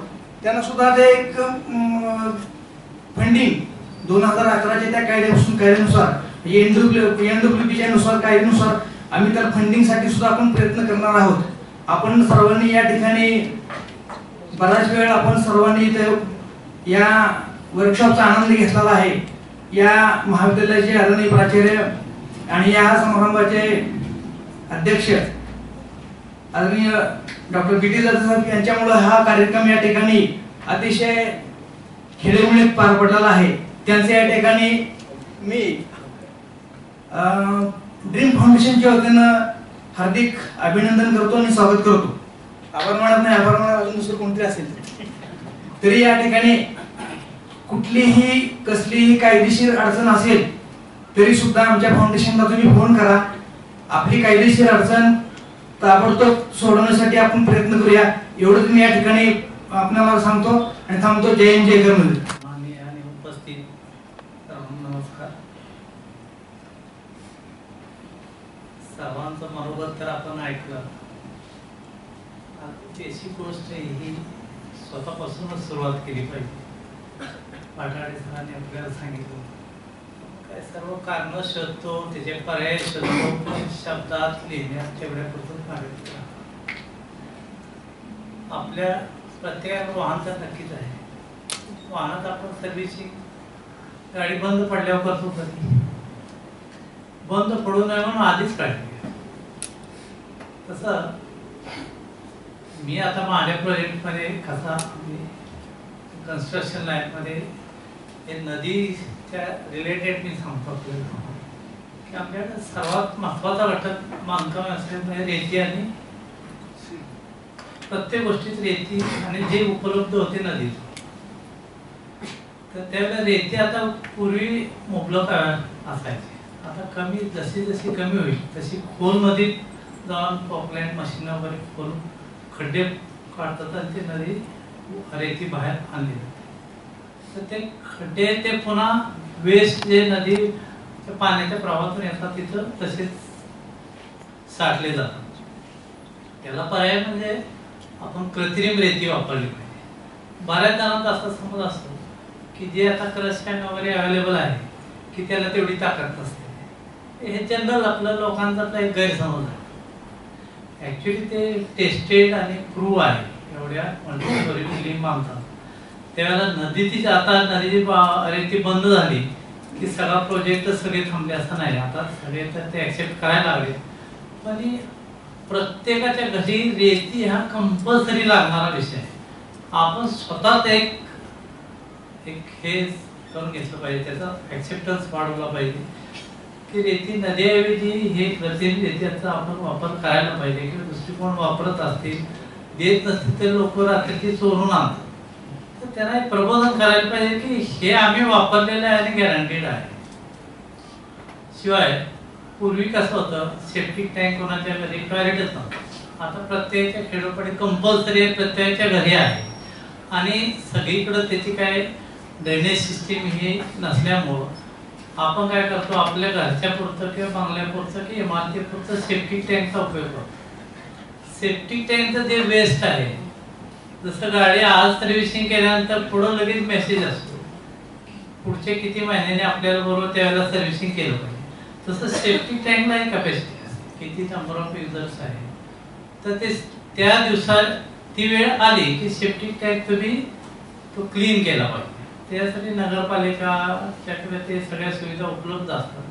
आपण काय करतो ते करतच नाही, त्याला इम्पॉर्टन्स देत नाही किंवा आपल्याकडचा जो एक जनरल अवेअरनेस आहे तो कमी आहे. स्वतःच्या तब्येतीच्या बाबतीत सुद्धा अवेअरनेस एवढा नाही, इतरच असण्याचे काय कारण, तर तो असला पाहिजे. मग तो सेफ्टी टँक आहे जर तुम्ही नाही त्या पर्टिक्युलर पिरियड नंतर नाही तर आपण क्लीन केला तर तो फुल होऊन त्याचं डायरेक्ट वेस्ट याला जातं, ड्रेनेजला जातं आणि ते नदी. आता हे वैयक्तिक बाबतीत ते तुम्ही काळजी घ्या. आता मोठ्या प्रोजेक्टमध्ये गव्हर्नमेंटच कंपल्सरी केले की ते जे आमच्या कन्स्ट्रक्शन प्रोजेक्टमध्ये ते कम्प्लिशन सर्टिफिकेटच्या वेळेला जे सेफ्टी टँक आहे ते सगळं ट्रीट करायचे, ट्रीटमेंट प्लांट करायचा, ते रिसायकल करून ते गार्डनिंगला वापरायचं. आता काय होतं बरं का, बिल्डर लोक सुद्धा, मी पण बिल्डर आहे, एखादा प्रोजेक्ट विकला की गव्हर्नमेंटच्या फॉर्मॅलिटीसाठी तो कम्प्लीट करायचा, कसा तरी जोडून द्यायचा, कम्प्लीट झालं बंद पडला की तो काय येतात बंद. तर तिथं काय पाहिजे बघा, आम्ही आता आमच्या एका प्रोजेक्ट असते की सेफ्टी टँकचा एक हे दिलाय, तिथं चार्टच ठेवला घेण्याजवळ, जिथं सगळ्यांची एंट्री तिथं होती की आता क्लीन केलं पुढच्या वेळेला कधी क्लीन. मग लोकांना ते डेट वाचली की लक्षात येतं, त्या सोसायटीचे असतात तेवढं तर अवेअरनेससाठी तो करायला पाहिजे. कारण काय आहे, हे सगळं जे आपण निर्मित आपणच आपल्यावर संकट निर्माण करतोय. कारण हे सगळं वेस्ट जातं नदीला आणि नदीचं पाणी इरिगेशनला होतं, ते सगळं पिकामधून परत ते आपल्यापर्यंत येतं, आपल्या शहरात येतं. आपण मात्र इथं थोडं संशोधनासाठी काही अंशी एक 5% रक्कम खर्च करतात, पण 100% मात्र हॉस्पिटलला करायला, कारण ते कंपल्सरी नाही केलं तर मारणार. चांगला असलं तरी मारणार आहे, खराब होऊन मारण्यापेक्षा चांगलं करून कधी चालणार. हे बघा, आपण जे पेरतो ते उगवणार आहे. आपण इतरांचं जर हे सोशल वर्क आहे, सोशल मध्ये आपल्यासारख्या लोकांसाठी त्यांचं आयुष्य मनात पुढे काय अडचणी होण्या म्हणून सर्वांनी मदत करायची असते. त्या मदतीसाठी आपलं काहीतरी योगदान असलंच पाहिजे. कारण ह्या समाजात ह्या मातीतच आपण जन्म आलाय, त्याच्यावरच जगतोय, मग त्याला काहीतरी देणं आहे. तर ते देण्यासाठी मात्र आपण आता सर्वे करतोय. सर्वे केल्यानंतर तो इम्प्लिमेंट होतोय का आपल्या घरात पोहोचून आपल्या गावापर्यंत, तर त्याच्यासाठी थोडी जनजागृती बरोबर आपण तो त्यात इन्व्हॉल्व, आणि तिथं जर सक्सेस मिळालं त्याचा आनंद फार वेगळा आहे आणि तो आपण करायला पाहिजे. कारण सगळ्यांना तो हेल्थचा मोठा इश्यू होणार आहे पुढे आणि आता रनिंग मध्ये आहे आणि सर्वांनी केला तर फार अवघड मात्र नक्कीच नाही, 100% नाही. घरातल्या गार्डनिंगला तुम्ही रिसायकल करून त्याचे छोटे छोटे आता निघालेले, तर जसे सोलर, घराच्या सोलर लाईट साठी निघाले, तसे घराच्या सेफ्टी टँक पुरतं सोलर करून रिसायकलिंग करून घरच्या गार्डनिंग पुरतं ते पाणी रिसायकल करू शकत. मग तो ड्रेनेजला जायचा प्रश्न येतो. तर तसं आपण सर्वांनी करूया. आणि हे ड्रीम फाउंडेशन आहे ते बघा, त्यांचे स्वतःचे पैसे घालून एवढं सगळा पसारा बघा, त्याचं केवढं मोठं योगदान आहे. आपण त्यांना सपोर्ट करणं आपलं कर्तव्य आहे. आम्ही तर त्यांच्या सोबत आहोत, म्हणजे ते मित्रही आहेत आणि आम्हालाही सोशल वर्कची आवड आहे. मी आर्ट ऑफ लिव्हिंग मध्ये टीचर आहे. एवढा आम्ही आमच्या हेल्थ कॉन्शियस साठी आमचे बरेच शिबिर आम्ही घेतो. 21 जूनला जो आपले आणि आंतरराष्ट्रीय योग दिन आहे तो इथे या त्या निमित्तानं आलो होतो त्या योगा घेण्यासाठी. आणि मग हेल्थसाठी जर आपण काळजी घेतो त्याचा एक पार्ट आहे म्हणून सर्वांनी आपण सहभागी होऊयात. एनी टाइम आमची मी ऑल टाइम आम्ही अवेलेबल असतो. तेवढे बोलून मी थांबतो. पुसेगाव भूगोल विषयाची प्राध्यापिका म्हणून काम करते. पुसेगावला एक प्रोजेक्ट दिला सरांनी, खूप छान मॅडमनी काम करून दिले होते. टाळ्या वाजवायचं. माझं नाव मनुजा सोनार आहे. आणि जेव्हा आमच्या प्राचार्यांनी केबिनमध्ये आम्हाला बोलवलं तेव्हा असं वाटलंच नाही की म्हणजे देशमुख सरांचं नाव मी ऐकून होते, परंतु काय विषय आहे हे माहीत नाही. जेव्हा सर म्हटले की असं ड्रीम फाउंडेशनच्या वतीने आपल्याला एक प्रोजेक्ट तयार करायचा आहे तर तुम्ही करू शकाल का. लागलीच फक्त मी भोसले सरांकडे पाहिलं आणि भोसले सरांना म्हटलं हो सर करेन. कारण माझ्यासमोर आता 2 विद्यार्थी आलेले आहेत, तेच 2 विद्यार्थी माझ्यासमोर होते की हे करू शकताय. आणि त्या 2 विद्यार्थ्यांबरोबर आणखी 3 विद्यार्थी घेतले आणि पर्यावरणाचा जो विषय प्रोजेक्ट तोच विषय त्यांना दिला. परंतु आम्ही जेव्हा येरळा नदीचे संवर्धन आणि संरक्षण काळाची गरज यासाठी हा विषय निवडल्यानंतर डायरेक्ट आम्ही मांजरवाडीला गेलो जिथं उगम होतोय. फक्त मी माझ्या विद्यार्थ्याला चारुल कोरडे म्हणून आता तो आलेला आहे त्याला म्हटलं चारुल आपल्याला जायचं आहे.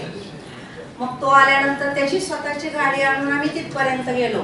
आणि हा जो प्रोजेक्ट आहे हा प्रोजेक्ट विद्यार्थ्यांच्या माध्यमातून आम्ही या ठिकाणी तयार केला, सरांकडे दिलेला आहे. अनुभव एवढा छान आम्हाला आलेला आहे. आणि सर पण आमच्याकडे देशमुख सर 2-3 वेळा आलेले, MOU झालेला आहे. फक्त मला एकच आता सांगायचं आहे की YC कॉलेजने हा जो वर्कशॉप 1 डे वर्कशॉप ठेवलेला आहे खरंच BT जाधव साहेबांचे मी खूप आभारी आहे. कारण त्यांच्यामुळे आज मला या ठिकाणी पण बोलायला मिळालं, स्टेज मिळाला. आणि सर फक्त एवढंच आहे जसं मगाशी म्हटलेलं होतं की आर्ट्सचे म्हणजे आम्हाला वॉटर ॲनालिसिस जेव्हा आता मांजरवाडीचे जे काही उगम पावतं आणि येरळा नदी जे येते ते फक्त पावसाळ्यात वाहते. म्हणजे पोल्युशन वगैरे होतं आहे ते जेव्हा पाणी असेल तेव्हाच आम्हाला मिळणार आहे. फक्त माझी एक रिक्वेस्ट आहे ती अशी आहे की जेव्हा आम्ही पाणी घेऊन येईल ॲनालिसिससाठी तेवढं YC कॉलेजने आम्हाला सहकार्य करावं आणि वॉटर ॲनालिसिस आम्हाला त्याचं करून द्यावं. Okay sir. आणि त्याचबरोबर माझी इथे जी विद्यार्थिनी आहे ती विद्यार्थिनी माझी या ठिकाणी बोलते कारण ती माझ्या आधी मागाशीपासून मागे लागली मॅडम मला बोलायचं आहे.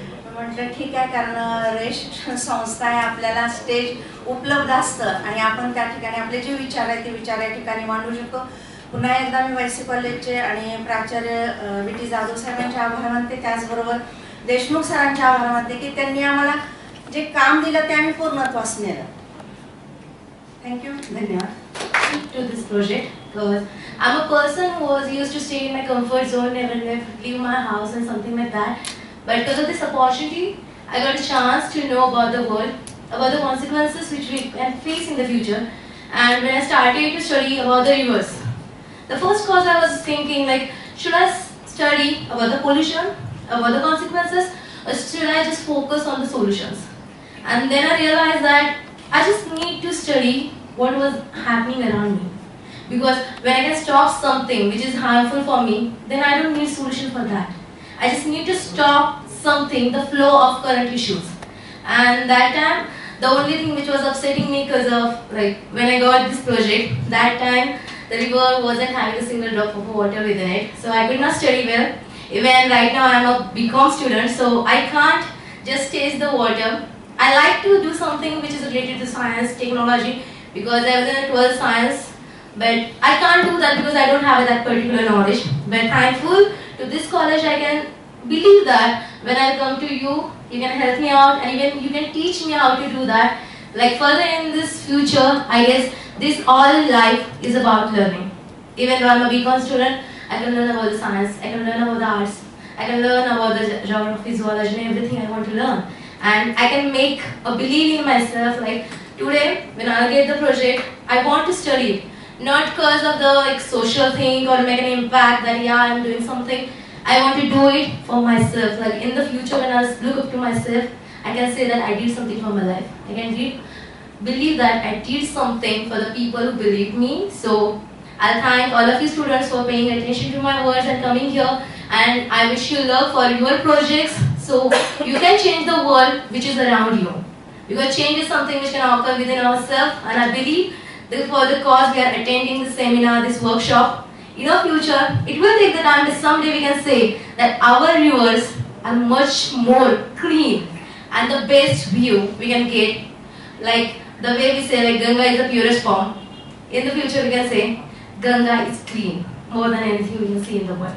And thanks for listening to me. Thanks a lot. शुभेच्छा आपण देऊ. दुसरा ठराव आपण असा घेऊया की हे सूर्यवंशी सरांनी जो प्लॅन आपल्यासमोर मांडला, मग त्यांनी सांगितलं की 14 नद्यासाठी आपले 10 ग्रुप काम करतील आणि त्यांनी तो वाटून एरिया दिलेला आहे. त्या एरियावरती काम सुरू करण्याचा ड्रीम फाउंडेशनच्या माध्यमातून दुसरा ठराव असेल. त्याच्यानंतर रिझल्ट अनालिसिस करून घेणं आणि त्याचे काही रिपोर्ट जे असतील ते आपल्याकडे न ठेवता ड्रीम फाउंडेशनकडे न ठेवता ड्रीम फाउंडेशनच्या माध्यमातून आणि अवताडे साहेब आणि सातपुते साहेबांच्या मार्गदर्शनाखाली त्याच्यामध्ये काही सुधारणा करून असा एक ठराव आपण शासनाकडे सादर करूया. या संदर्भात जे रिझल्ट जे असतील, कन्क्लुजन असतील ते शासनाकडे सादर करूया. शासनाकडे सादर केल्यानंतर आपलं काम संपेल असं नाही. तर आता जसं आपल्यासोबत आपण प्रभाकर शिंदे आपल्यासोबत आले, जे शिंदे साहेब आपल्यासोबत आले, आणखी काही आपल्याकडे एनजीओ जॉईन होतील का? खरं तर हे काम करत असताना आपण देशमुख सरांच्या माध्यमातून जो फंड आपल्याला मिळेल तो अगदी तुटपुंजा असेल. तर काही अशा काही संस्था असतात की त्या संस्था ड्रीम फाउंडेशनला मदत करतील, त्यांची पण आपण मदत घेऊ. म्हणजे हे सगळं काम करत असताना खूप पैसे लागतात आणि महाविद्यालयाकडे फंड फारसे नसतात. महाविद्यालयामधल्या रिसर्च फंडामधला किती फंड इकडे वापरता येईल मला माहित नाही, कारण महाविद्यालय मुळात ग्रामीण भागातली महाविद्यालय, त्यांच्याकडे फारसे फंड्स नसतात. तरी सुद्धा मी आपल्याला अशी विनंती करेन की काही महाविद्यालयाच्या माध्यमातून काही फंड त्याच्यामध्ये घालावा. आणि देशमुख सर प्रयत्न करतायतच कुठून तरी CSR निधी मिळवणं वगैरे असा त्यांचा प्रयत्न चालू आहे. तर आपण वेगवेगळ्या ठिकाणाहून फंड आणून या प्रोजेक्टमध्ये खर्च करायचा एक पुढचा ठराव घेऊ. माझे सरपंच गोसावीचेवाडी आमच्या जवळचं गाव आहे. आपण सर जे काम हातात घेतलेलं आहे पोल्युशनच्या संदर्भात त्याबद्दल तुमचं अतिशय मनापासून अभिनंदन सर. आणि पटाडे सर आपणही सांगितलं की कुठल्याही चांगल्या कामाची जी सुरुवात असते ते आपण इतरांच्याकडून अपेक्षा ठेवतो की सुरुवात आपल्या घरापासून नाही तर आपल्या स्वतःपासून झाली पाहिजे. घर आपोआप त्यामध्ये इन्व्हॉल्व्ह होत असतं. मी 8वीत असल्यापासून आपण जसं पोल्युशनवरती हा अजेंडा आता हाती घेतलेला आहे, मी इयत्ता 8वीत असल्यापासून वृक्षांवरती काम करतोय. वृक्ष संवर्धनाचं, झाडं लावणं आणि ती जगवणं. आपण पाहतो की पावसाळा सुरू झाला की वृक्ष लागवडीला सुरुवात होते आणि पुन्हा दरवर्षी त्याच खड्ड्यामध्ये नवीन झाड लागलं जातं. मला सांगायचं असं की संवर्धनाच्या बाबतीत आपण फार गाफील आहोत. आणि मग तुम्ही 500 झाडं लावायचे किंवा 50 लावायचे तर 5च लावा, पण तुम्ही जे ती जगवू शकाल अशा पद्धतीने त्याचं तुमचं नियोजन असलं पाहिजे.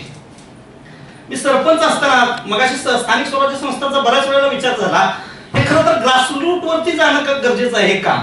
कारण मी त्या ठिकाणी सरपंच म्हणून काम करत असताना मला आलेले अनुभव आहेत. त्या ठिकाणी खटाव आणि मान हे कायमस्वरूपी दुष्काळी भागातले हे तालुके असताना 2010 ते 15च्या कालावधीमध्ये मी असं स्वप्न रंगवलं होतं की ज्या गावामध्ये माझ्या पिरियडमध्ये पिण्याला पाणी नव्हतं, टँकर सुरू होते, मात्र डोक्यात असं होतं की गाव हिरवं झालं पाहिजे. त्यावेळेला पर्यावरण संतुलित समृद्ध ग्राम योजना जयंत पाटील त्यावेळेला ग्रामविकास मंत्री होते आणि खटाव तालुक्यामध्ये प्रत्येक गावामध्ये फक्त ती कागदावरतीच झाडं होती, प्रत्यक्ष झाडं फक्त गोसाच्या वाडीतच लागली होती. तुम्हाला आश्चर्य वाटेल की वेस्टेज वॉटर असतं, प्यायला आम्हाला पाणी नव्हतं, झाडांना जगवण्यासाठी पाण्याचा प्रश्नच नव्हता, पाणीच नव्हतं. मग आम्ही त्या ठिकाणी औंधचं जे महाविद्यालय ऍग्रिकल्चरचे प्रोफेसर होते त्यांच्याशी चर्चा केली आणि सांगितलं मला यामध्ये ऑप्शन पाहिजे काहीतरी. मग त्यातून पर्याय असं निघाला, जे आपलं बाथरूमचं पाणी असतं, कपडे धुतलेलं पाणी असतं, आंघोळीचं पाणी असेल, जे वेस्टेज वॉटर असेल, अशा ठिकाणी आम्ही ते खड्डे घेतले. आणि तुम्हाला आश्चर्य वाटेल की लोकसंख्येच्या तुलनेत जेवढी लोकसंख्या तेवढी झाड लावायचं असं ते पर्यावरण संतुलित समृद्ध योजनेचा तो प्लॅन होता. तो 350 नारळ लावला आम्ही. 419 लोकसंख्या, 419 पैकी 500-600 झाडं आम्ही लावली, पण त्यापैकी 350 नारळ लावले. आज ते नारळ सर त्या या वॉटरवरती आम्ही उभारलेले आहेत. आता आज त्या नारळांची उंची 50 ते 60 फुटाची आहे. म्हणजे वेस्टेज वॉटर असतं ना, त्यामधून आपण हे करू शकतो. इच्छाशक्ती असेल तर मार्ग नक्की निघतो. आणि मग या 2 वर्षापूर्वी मी इथं राहायला आलो सातारमध्ये. आणि मग ज्यावेळेला माणूस म्हणजे कामाचा असतो, कामसू माणूस असतो ना, तो काहीतरी शोधत असतो. आणि मग माझ्या असं लक्षात आलं की झाड लावायची कुठं लावायची, साताऱ्यात कुठं लावणार आपण. प्रत्येक जणाचा म्हणजे पर्सनल एरिया, त्या ठिकाणी आपण ते काही करू शकत नाही. आणि मग या ठिकाणी MSCB आणि नगर परिषदेनं जे रस्त्यावर येणाऱ्या वडाच्या फांद्या होत्या ते कट करून फेकून तिथंच पडत होत्या त्या.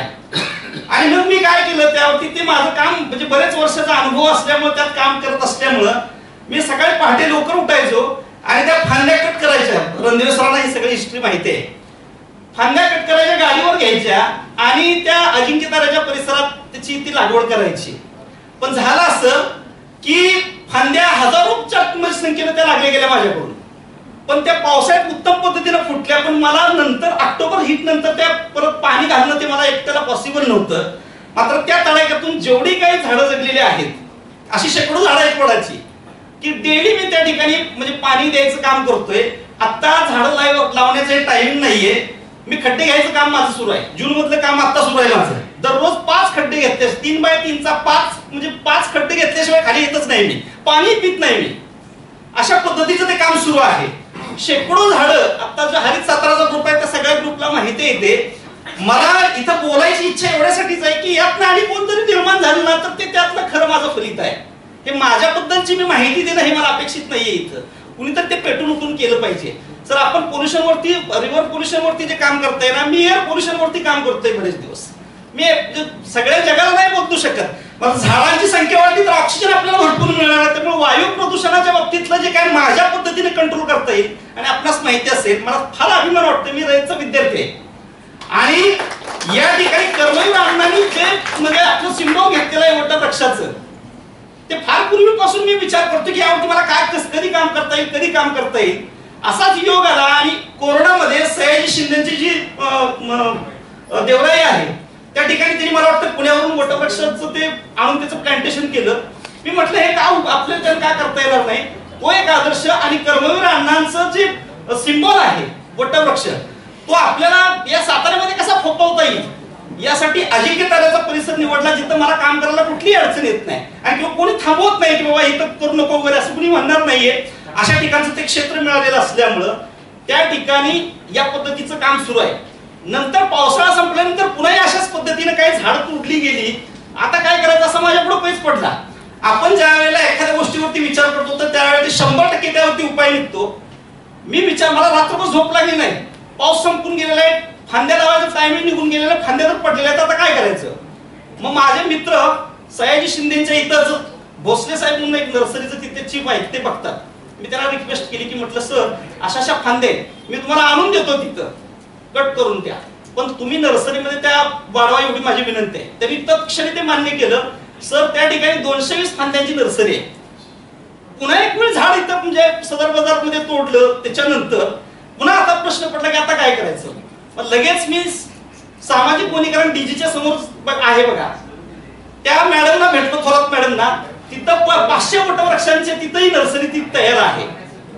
आणि माझ्या गॅलरीमध्ये, मी ब्लॉक मध्ये राहतो अपार्टमेंट मध्ये, माझ्या गॅलरीमध्ये 70 वडाची नारळ फांद्याची नर्सरी आहे गॅलरीमध्ये.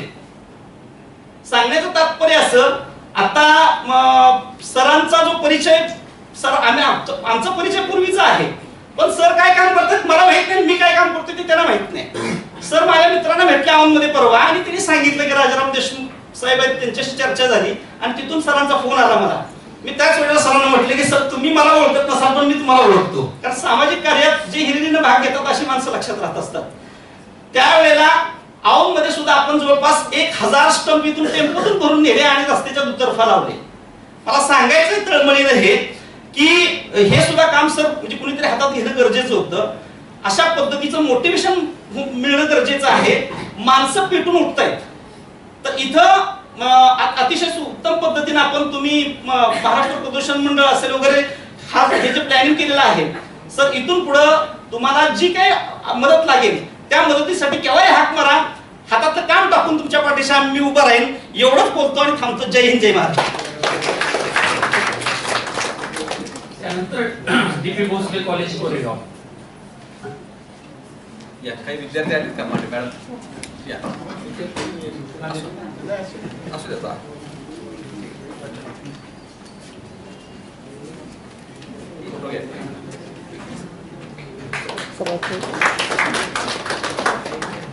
इस्माईल सावित्रीबाई फुले महिला महाविद्यालय Satara.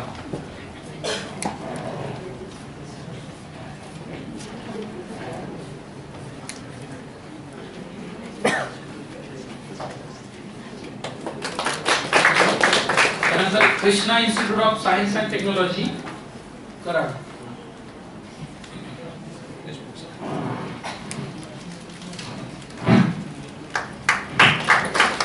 LBS college Satara. LBS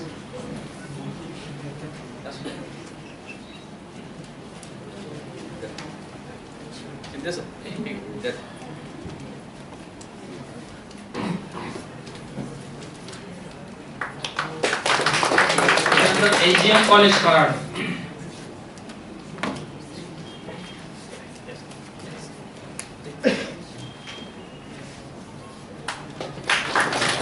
Dadasaheb Jyotirao Borse college Vadodara.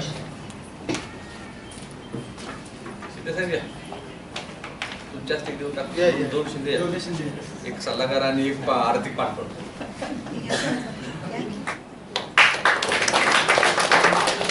Sambhajirao Deshmukh कनिष्ठ महाविद्यालय औंध.